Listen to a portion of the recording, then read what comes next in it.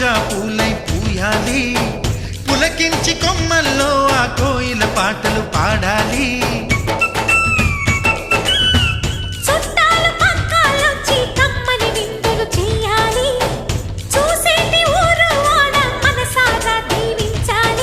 నలుగురు కలిసి చేతులు కలిపి మన కలలన్నీ పండించాలి.